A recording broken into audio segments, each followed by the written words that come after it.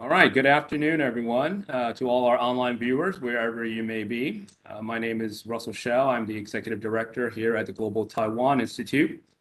GTI is a 501c3 think tank dedicated exclusively to Taiwan policy research and related programs.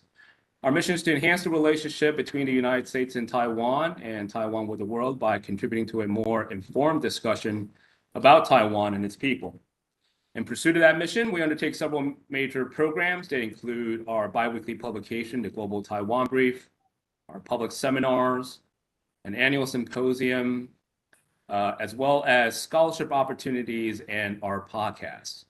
If you're not already subscribed to receive our updates directly in your inbox, you may do so by visiting our website at www.globaltaiwan.org.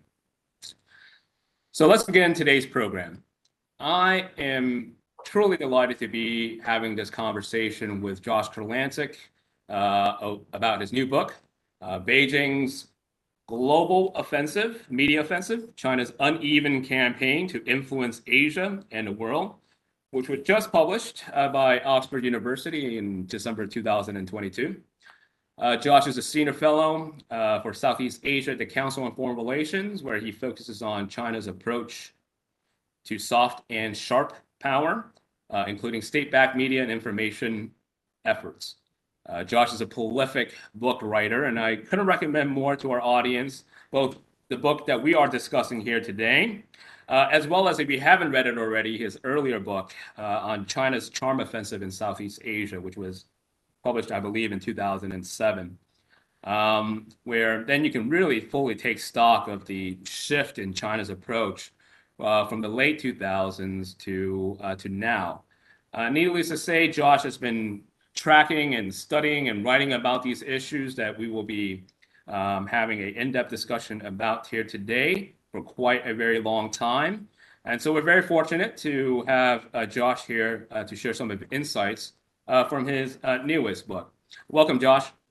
Thanks for having me, Russell, and thanks. I don't know if you remember, but we had a sort of early in this process a book study group where we talked about some of the themes of this, and it was a pleasure to have you participate in some of that as well to help shape the book. That was great. No, thank you very much. So, Josh, with all of our book talks, one of the things that I really like to give our the authors a chance to do is to get into sort of the motivation and the reason for writing the book. So, to sort of kick things off here, so can you tell our audience members a little bit about what motivated you to write this book? Sure. Well, when I wrote that earlier book in 2000, it came out in 2007, Charm Offensive, but it really was written in like 2004, 2005, and then published in 2007.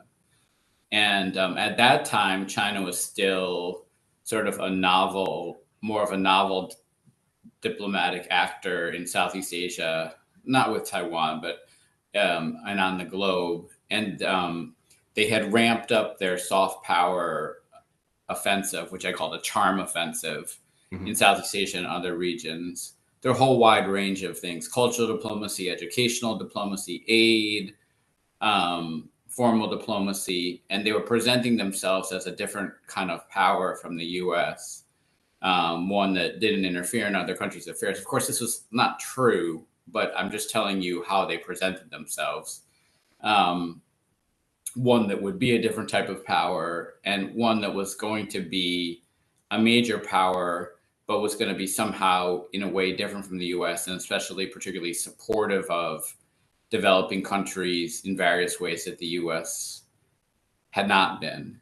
And they had a fair amount of success with that, in particular in Southeast Asia, because at that time they were not quite as militarily assertive and diplomatically assertive, and their popularity ratings in a lot of developing regions and their appeal in Taiwan to some extent was relatively significant. I'm not saying that if you look at polls at that time that people in Taiwan wanted to reunify with the mainland, but it was a striking difference from today. And I wanted to then we go forward 10 years, basically, when I started working on this book in 2017. And so what I wanted to see was, now China is assuredly a major world power, the second most powerful country in the world. They have now, under Xi Jinping, become much more authoritarian.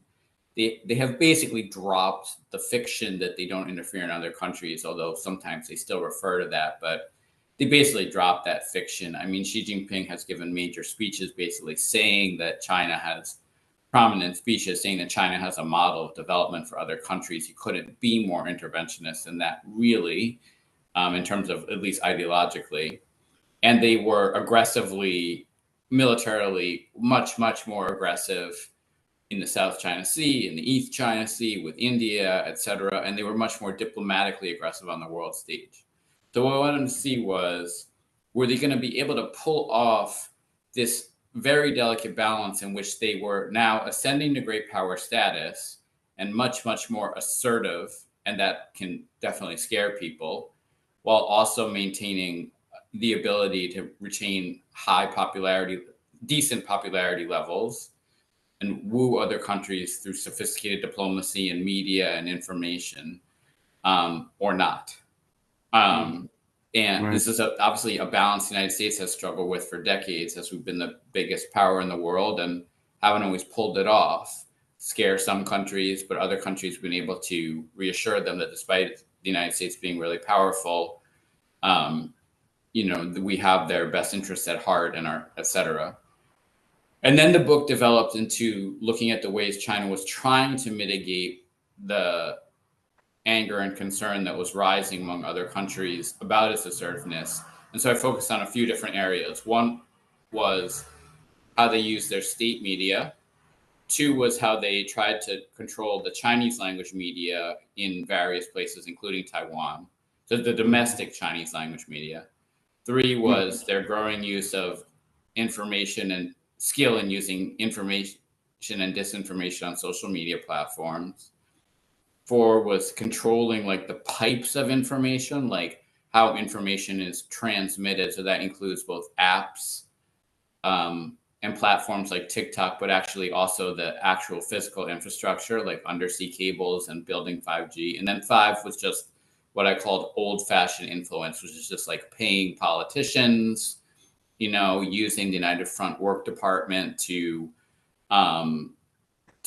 bully or alter or change or affect student associations and groups and things like that.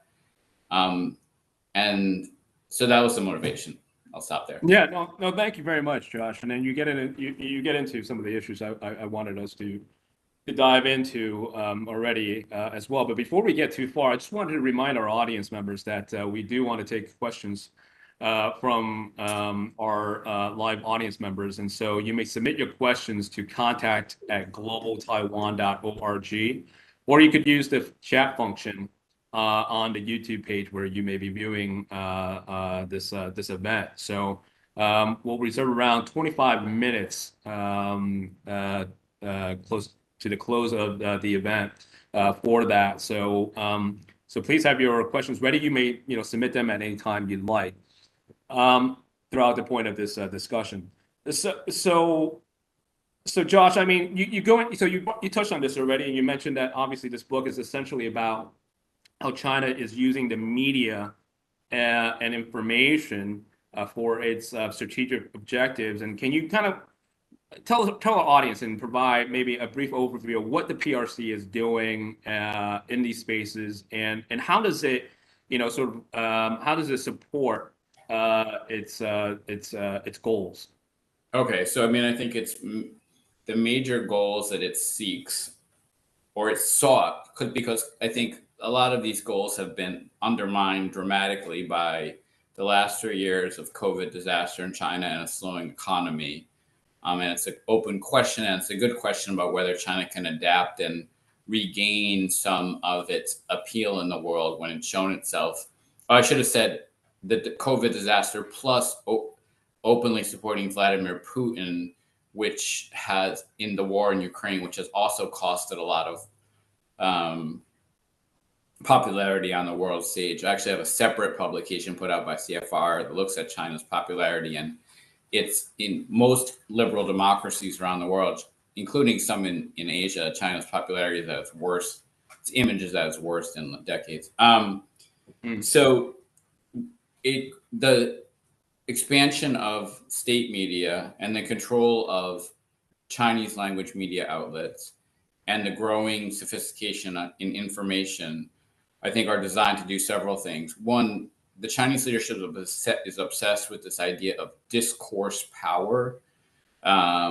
They've talked about that for decades.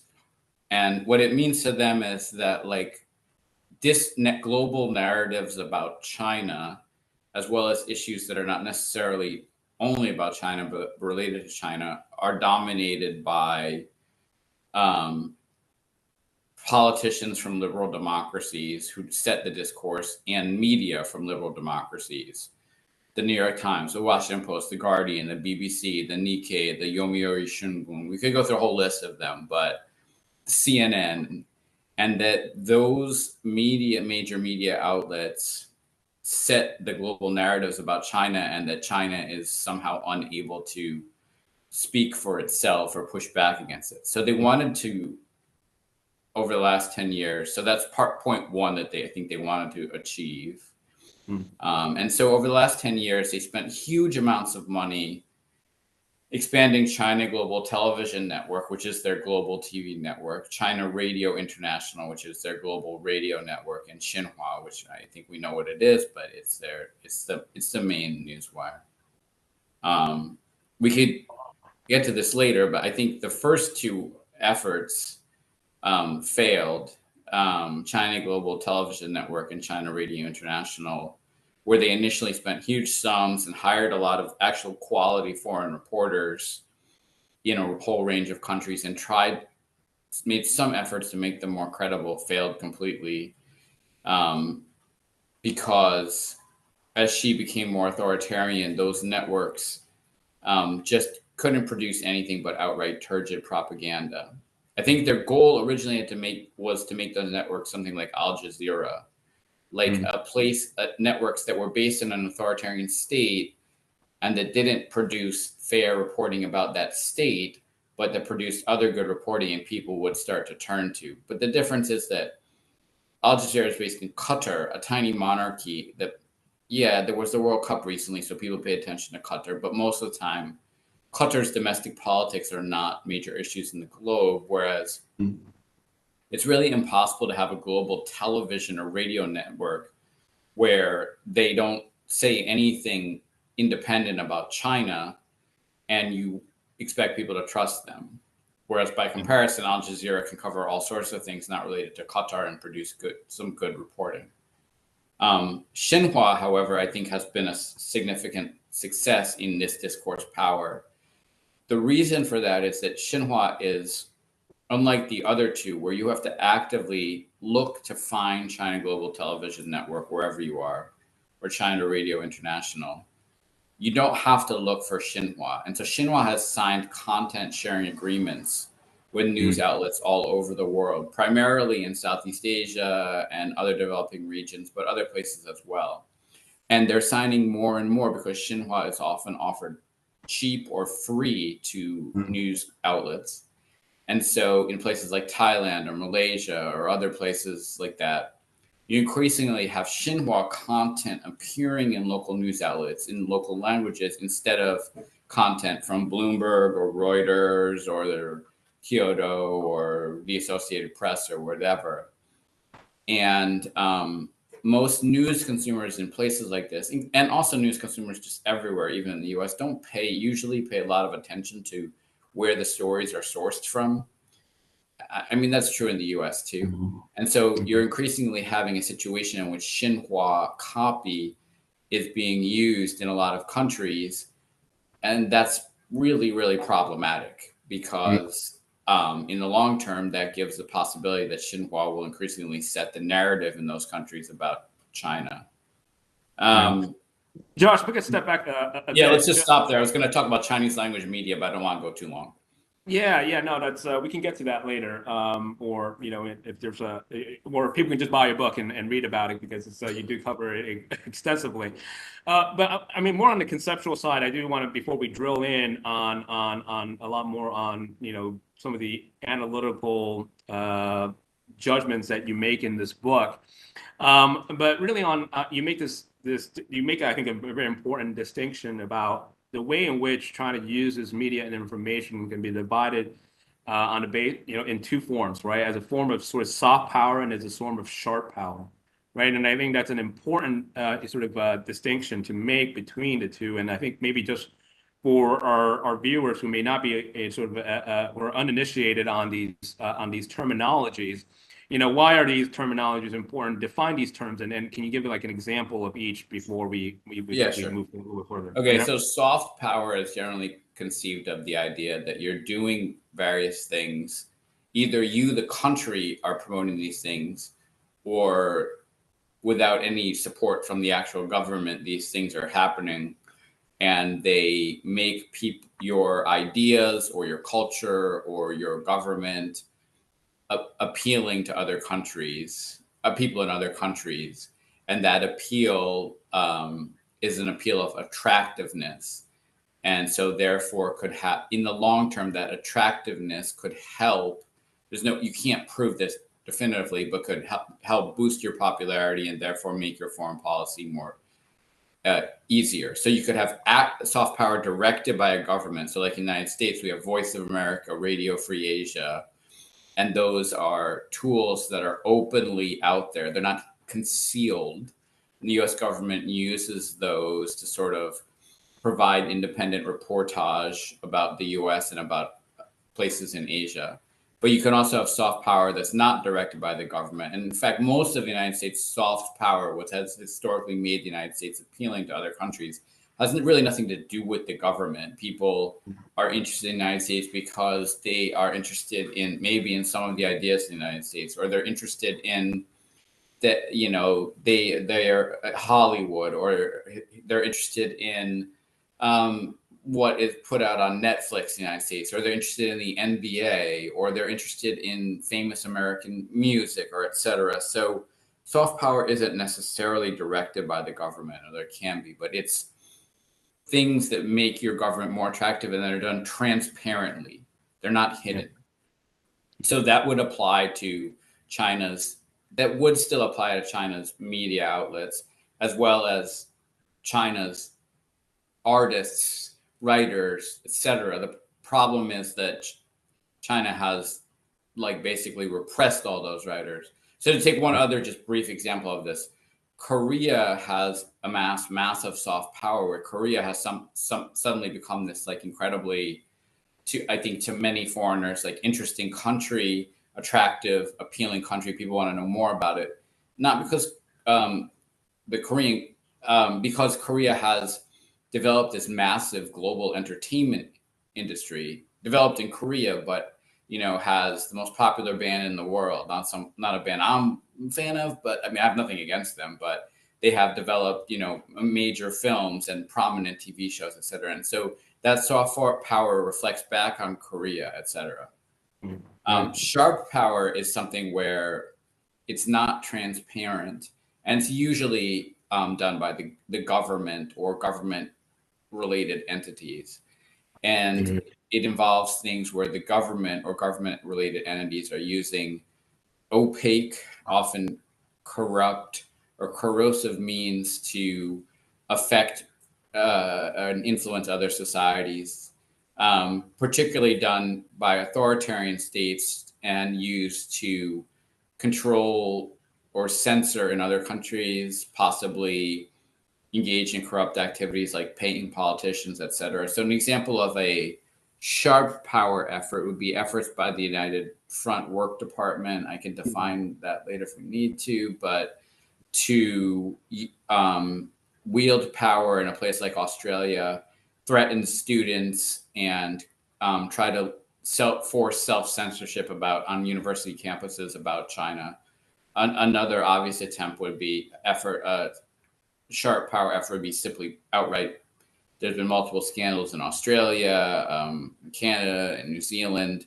To just speak about Taiwan, I mean, I don't want to, but allegations that without transparency, certain Taiwanese media groups allegedly have been directed explicitly by the Chinese government's Taiwan office to make certain statements that support certain candidates. That's sharp power. There's no transparency. The transparency was brought to it by reporting about it, et cetera, but it was all done under the radar and with the intention of not boosting the appeal of China, but undermining, corroding, corrupting, defacing the other country. Yeah. Or Yeah. place. I want to, I do want to get to audience Q&A, and we can certainly have this conversation for a very long period of time. But a couple of questions before I'm going to, a few questions before I turn over to the audience Q&A is, and I'm just being cognizant of our time here, is what in your view then are the most effective and perhaps least effective tools of Beijing's sort of information media and influence campaigns, and also, and while we're on this topic, what are the most effective and ineffective countermeasures? Because we want to be able to address that, that other side of it too as well. Well, I already touched on one of them. I mean, I think Xinhua is a really big problem for the global information, for global media and information. I mean, the media industry in the world, in developed and developing countries alike, is not in good shape, hasn't been in good shape for a long time. In the book, I talk about how more journalists have lost their jobs between the early 2000s and mid 2010s in the United States than coal miners. So it's not like a great, an industry with a great future, except for at a few elite U.S. news outlets. So I think that's a huge problem with Xinhua becoming regarded as a newswire in a lot of places on the level of the Associated Press or Bloomberg. And then you have China delivering via Xinhua the news to a whole wide range of consumers. That's a problem. Secondly, I think the much, much greater skill that China has amassed in disinformation, like a lot of China's disinformation in Hong Kong and Taiwan in 2019 and 2020, there was a massive amounts, but it wasn't very sophisticated compared to, say, Russian disinformation that was used in Europe in the late 2010s and that was used in the United States in 2016. And in fact, I think a lot of the disinformation that China dumped on Taiwan in the presidential race actually backfired. China has become more sophisticated. That was true. That I think is going to become more true. They've become better at understanding the organic divides within societies. So like in the US, Russia's disinformation is often played on organic divides in the US. So like they pick on divides like divides over racial justice or divides over gun control or things like that. And then they play on those on social media platforms to turn Americans against each other with the idea of suggesting that, America is in chaos or the democracy doesn't work, et cetera. This is all before the Ukraine war, where a lot of this has slowed down because Putin is just like, they're focused almost exclusively on the Ukraine war.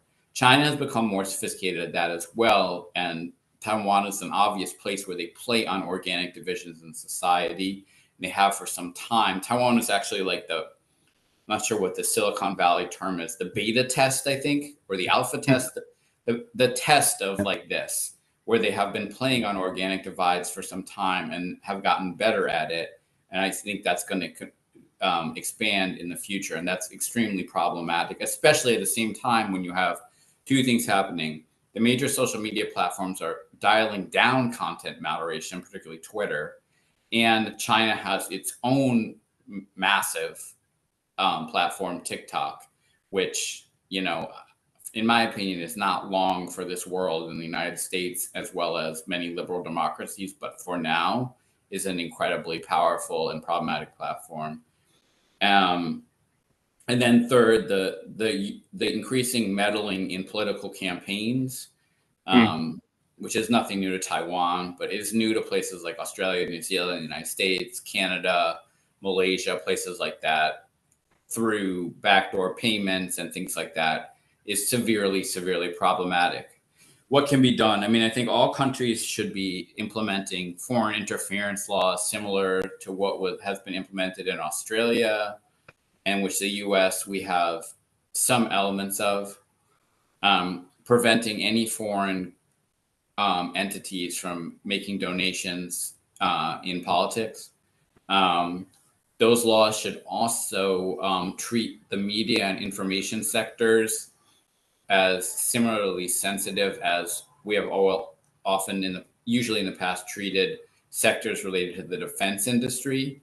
So, for example, the United States and other liberal democracies and Taiwan should analyze deals in which a foreign entity, it doesn't have to be Chinese, any foreign entity is planning to buy up major media or information outlets in that country with the same level of scrutiny as they might have in the past looked at a foreign entity that was going to buy up things that could also be used to make missiles or tanks or something like that.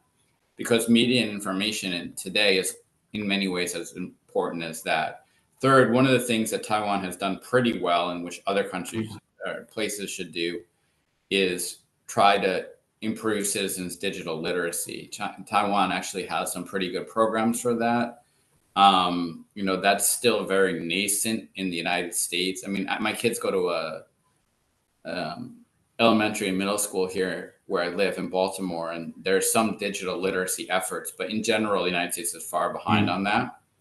That would be definitely a boon, so that you can't just rely on Twitter or another platform or any platform. Citizens need to be informed about how to understand disinformation. And I'll stop here because I don't want to go on too long. I think that much more significant effort needs to go on to understand which of China's tools, and I talk about this in the book, in media, in information, in traditional influence like paying politicians, they're actually doing well in, and which they're actually not. Because if they're not doing well in them, first of all, the world is on fire, right? Like there's a land war going on in Europe for the first time since World War II. Like, I'm not a military expert, but obviously the situation around Taiwan and the South China Sea is extremely problematic. The United States is got its own problems, etc. We can't stop everything China is going to do. And so it's very important to have a better understanding of what they're doing successfully in terms of the media, information, and influence space, and what they're not. And if they're not doing it successfully, if their state media outlets are just a huge sink of money that have, other than Xinhua, that have no viewership or listenership, which is what I have found out, then let them continue to fail. I don't think, we need to focus on those things that they're doing well and concentrate on those. No, that's excellent, Josh. And then, and I think we can get into a whole day-long conversation about, how to prioritize, and what to prioritize, and really the sort of the effectiveness of the various types of means of sort of information operations and influence operations that you've outlined in your book. And again, you go into a lot of details in your book, mapping the various ways that China is engaged in this influence offensive through media and information. But our time is limited with you, and I do want to turn quickly to our audience Q&A, and we do have a question from Dave Stillwell, who's out in Honolulu. I know Dave Stillwell. Yeah, Dave. Well, of course. I think we're all very familiar with Dave. And so his question turns on the question about the Diaspora publication that you had mentioned earlier. And he said, which Diaspora publications in the U.S. are clearly doing Beijing's bidding? It seems that there is a spectrum of PRC influence in regards to Diaspora publications. Josh, Thanks, do you have any Dave, comments on that? Thanks for the question, Dave. I mean, I think just to step back a little bit, I think it's not just in the US mean, I think one of the things that China has done well is they have used local business people in countries ranging from Malaysia to Thailand to Australia to New Zealand to the United States, United Kingdom to Canada. Primarily local business people, but occasionally in some of those Southeast Asian places, there's also been some element of Chinese companies or state firms playing a role to basically take over almost all the Chinese language media and shift it to being pro-Beijing. So that they're in places like Australia, Thailand, Malaysia, New Zealand, there's virtually Canada. There is almost no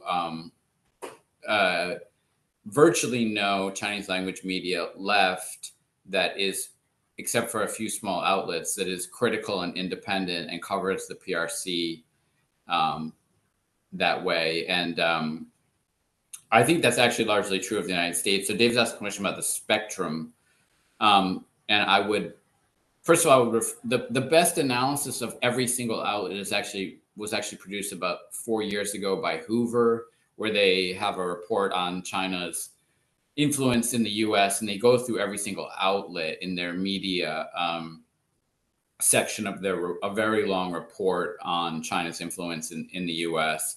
But I don't think there are really almost any outlets that produce critical independent reporting on China in the Chinese language media in the United States anymore, other than New Tang Dynasty TV, basically, and its associated properties, which does produce critical independent reporting, although they sometimes have problems with their sourcing, but they are at least trying to produce critical and independent reporting. There is definitely some degree of a spectrum, but it's very limited. I mean, you have the actual Chinese state media, which you can get on most or many cable systems in the US. That's obviously not independent.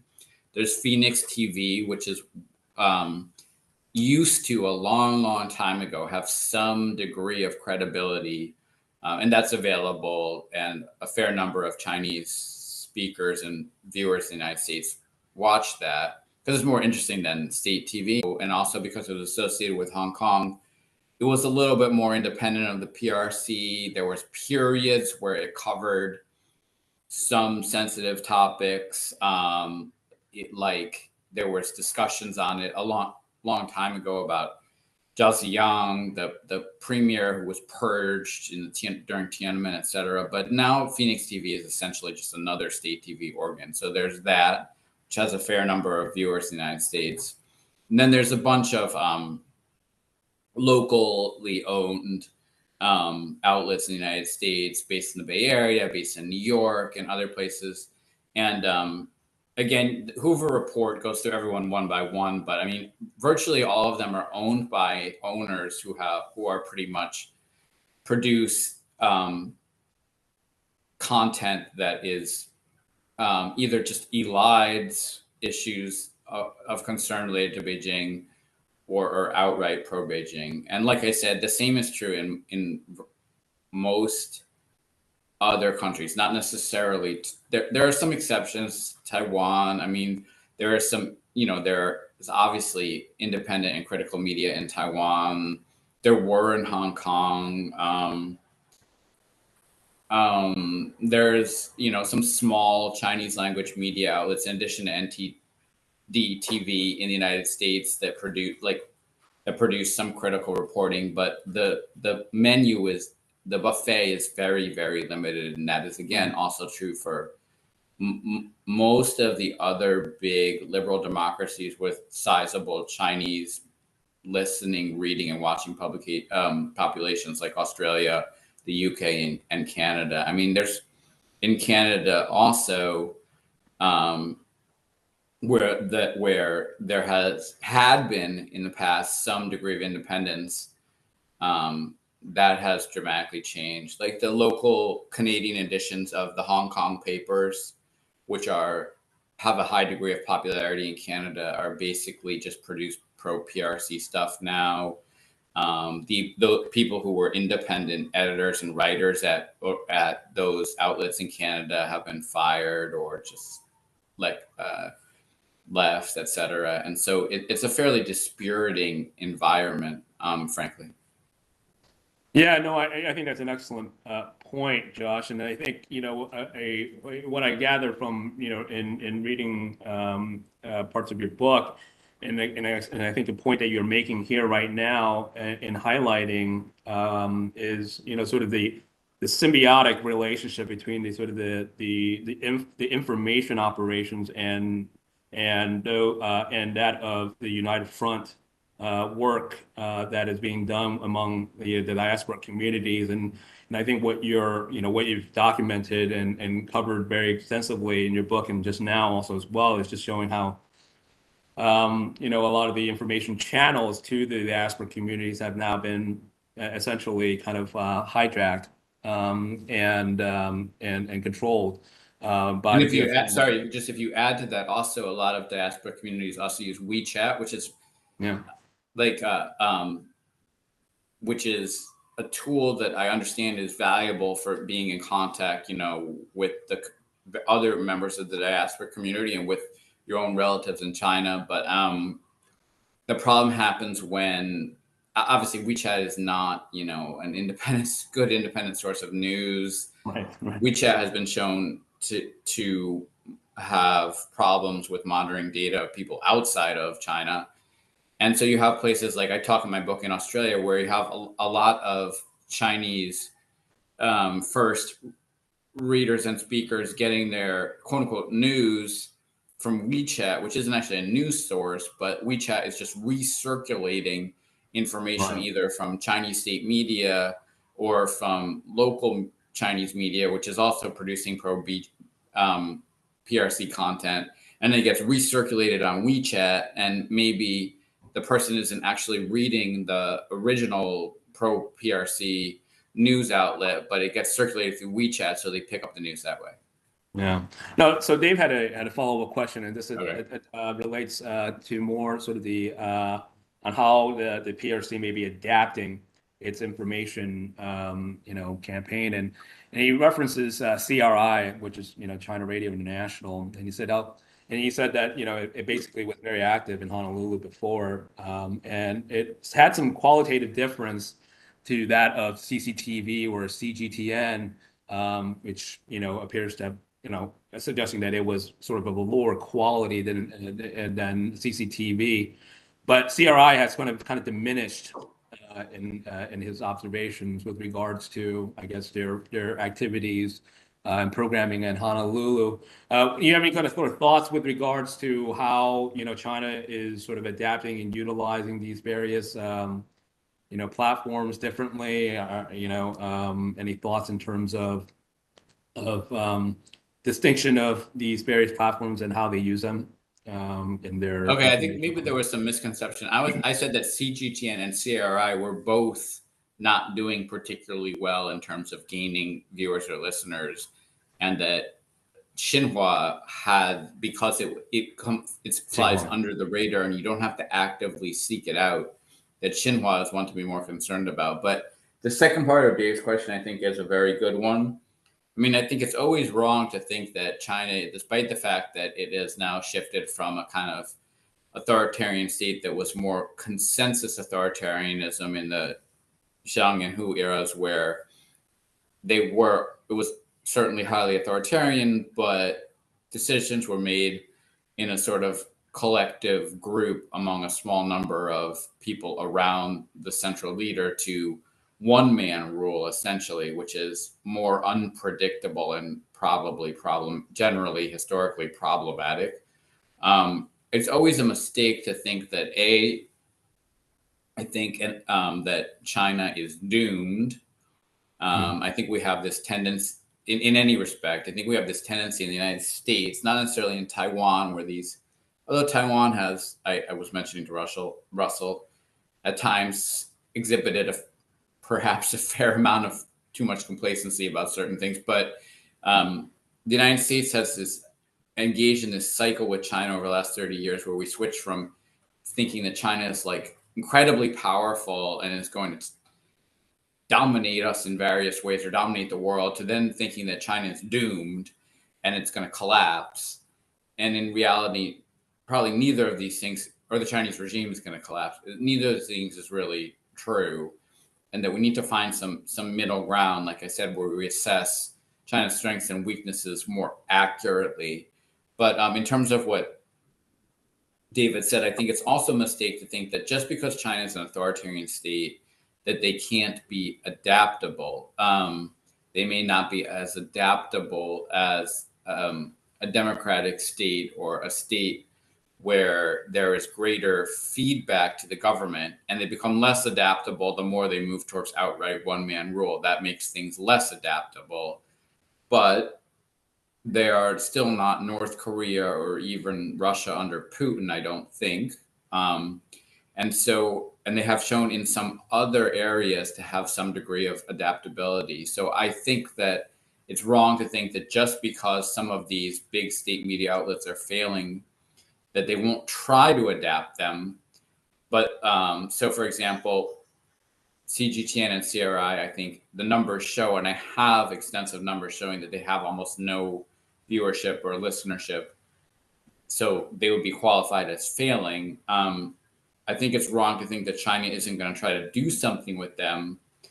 The problem is, like I said before, it's very problematic to do that and also be such a highly authoritarian and powerful state.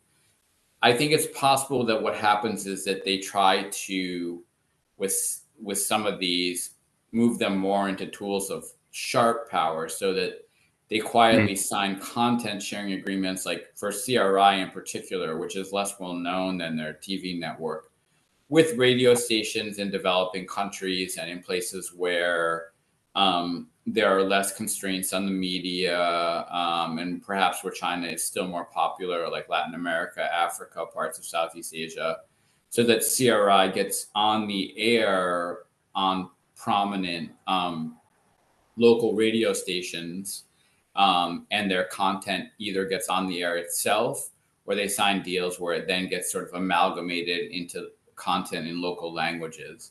So places like Thailand, Malaysia, the Philippines, places where that's possible. I mean, I think that's one possible adaptability. I frankly don't see how they can adapt the television network.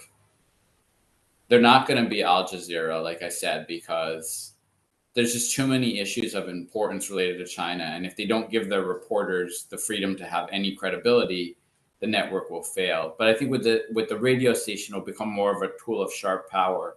It'll slowly get pushed into the local networks of many countries, particularly developing countries that don't have guardrails. And people will be listening to China Radio International, possibly not even realizing it, or China Radio International content in a lot of countries, particularly developing countries.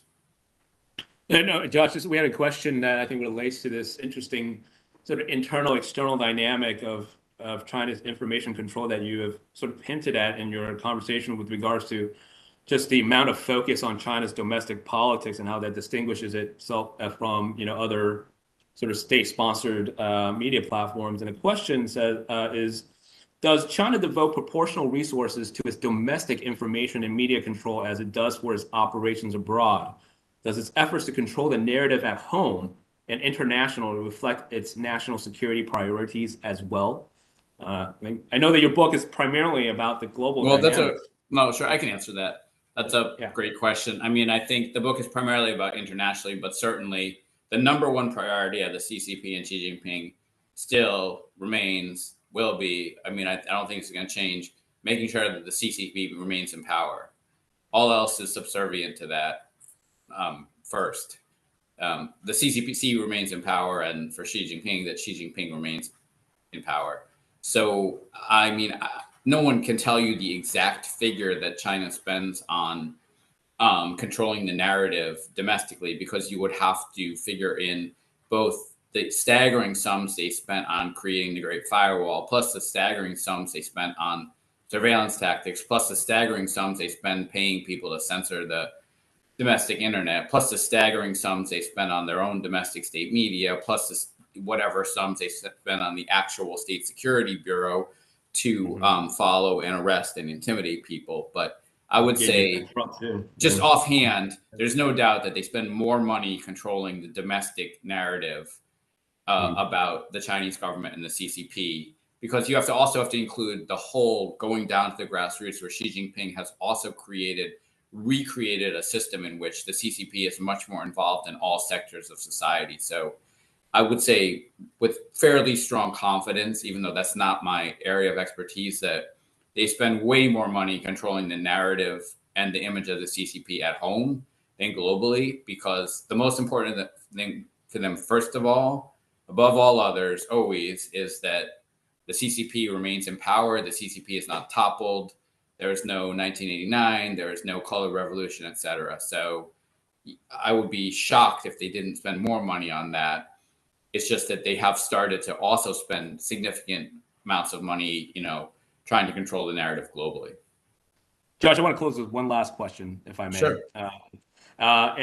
This is to sort of look forward, right? I mean, you wrote in your book, and I think it made a very interesting, this point, which is that, it will be easier for Beijing to bolster its information influence campaigns between now and 2030. So why do you think this is the case? And are there things that the United States and Taiwan should be doing now together to counter these trends? All right. Well, 30 seconds first as a disclaimer. So I wrote this book, and then, my publishers were kind enough to give me back the book, which was already done in early 2022, and allow me to add stuff about the war in Ukraine, which China actually was fairly popular in Central and Eastern Europe, had very good relationships with a lot of Central and Eastern European countries. They've completely flushed us down the toilet by supporting Putin. They allowed me to get back in, to put in the zero COVID disaster, which undermined China's model of supposedly effective managerial governance and authoritarian system. And they allowed me to put in some aspects of the ramping up of the situation around Taiwan. So in 2022, China made it a lot harder for it to do anything and get anywhere by 2030 through these three things. But I think that, sorry, tell me the first part of your question again, and then again, sorry, Russell, Why is it the case that you think this is going to be the decade in which China is going to be able to bolster its information influence campaigns? And okay. So I'm a little bit less confident of that now, but I mean, I think that we were seeing, breakdowns in democracies, problems with democracies, and that benefited China. I mean, I think before the Ukraine war, we were seeing, a lot of divisions among the United States and its allies. I think China has developed a pretty effective, one very effective tool, Xinhua, a second very effective tool, control of Chinese language media, and it's getting much more effective at influence operations below the radar. I think when I was writing the book, most liberal democracies did not really have a good sense of what China was doing, and hadn't passed laws, or didn't really have a good sense of how to combat it. That's changing a little bit. And so I think that China had the upper hand. Some of that they've squandered in the last year or two. I think that there's reason to believe that the tide is turning somewhat. And I think that, I think that there's good reason to believe that the United States, at least the United States, Canada, some Western European countries, I believe Singapore's already done this, but some Southeast Asian countries, Japan, and others that are, Taiwan has already done some aspects of this already. In fact, already has some of these measures in place, are going to take more stringent measures and wake up and realize that China in this decade has the ability to gain massive control over information and influence. And some of those measures have already been put into place. It's a question of whether, as China emerges from these debacles that it's put itself in, if once it untangles itself from its COVID debacle, and I don't know about with Putin, but at least from the COVID debacle, and again becomes a major world player again, whether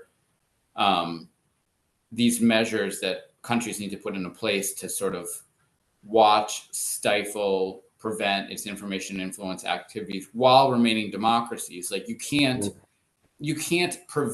illegally prevent a US citizen who wants to buy a news outlet and decides to take over that news outlet and change the editorial content, you can't just tell him or her, no, you can't do that. You just can't do that. But there are certain limitations as to what we can do in a democracy, right? Otherwise, we would have no partisan press at all, and we have tons of partisan press. But I mean, I think I'm actually more hopeful than when I was writing the book that a lot of major powers as well as countries in Asia are starting to wake up to this challenge. So I'm mixed on whether China is going to be able to expand some of these activities, nefarious activities, by 2030. Well, one thing can be sure is that, if policymakers in democracies, get your book and learn from, the playbook that Beijing is using in its global media offensive, that they would be better equipped to address, these issues. And so thank you very much, Josh. And I think you really covered these issues with great nuance that, hopefully was reflected in our conversation. But really in in great details and lucidity, you really covered this very, I think, important and critical issue to, our democracies and national security as well. So thank you very much for taking the time to share your insights with us and with our audience. For our audience members, make sure you pick up your copy of Beijing's Global Media Offensive. You can purchase that on I think most of your online and in-store locations. So thanks again, Josh, and thanks, Russell, as always. Take care. All right, take care.